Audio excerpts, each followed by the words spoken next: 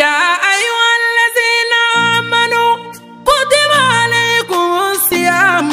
كما كتب على الذين من قبلكم لعلكم تتقون. رمضان يا رمضان يا شهر رمضان يا جماعة المسلمين سوالو سيرا sungalo summa sungalo kalo daraja kaponi kalo tawe sungalo summa sungalo kalo daraja kaponi kalo tawe daraja kaponi kalo tawe ala yo faunye kira mamadu yo faunye ala ningla ningalo do ani kisi kalo hine kalo do ani magari kalo sungalo nana silame uka bonya kalo nana sungalo e kalo bai sungalo nana silame uka fosa mandia kalo nana sungalo e kalo bai sungalo nana silame uka nyonka nungalo nana sungalo e kalo bai sungalo sumba uyo sungalo kalo daraja kaponi kalo jame sungalo sumba uyo sungalo kalo daraja kaponi kalo jame nimiri miri nabila musani ala kakuma dola ala kale noro bafla dikira matuma kobi dibi bafla kuma onye noro pola e nuru ramadana oye sungara noro e yuti biubi zulmatul khaburi obe kaburu dibi faga onye noro filana e nuru alqur'ana oye qur'ana noro e yuti biubi zulmatu yawmal qiyamati abelara dibi taunye ala ko sungalo mini qur'ana jiginalla koye kana kuma fayra yani kana kalo ala kiramanto ngala swala e mami mana ala kuta toko sungalo sera ni sungalo banadongo ala diza nanya tunya nuto ko sungalo sera ni sungalo banadongo ala diza na mo fa toko sungalo sera ni sungalo banadongo ala diza na ye kwati tauto ko sungalo sera ni sungalo banadongo ala diza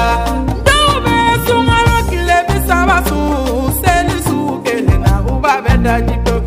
galo sumba uyo agado sungalo dira umakana sanya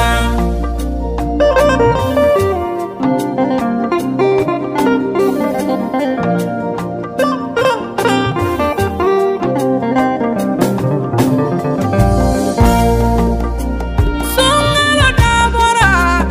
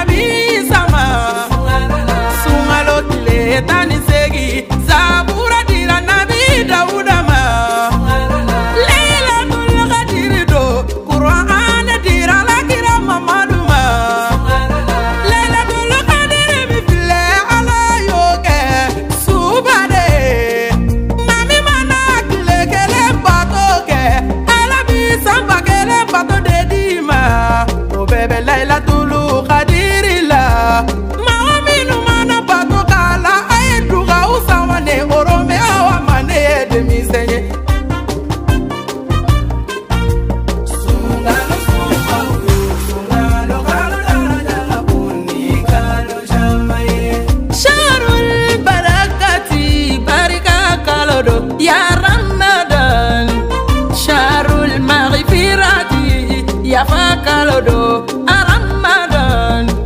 Sharul dawani nyonde me kalodo Ramadan suelo sera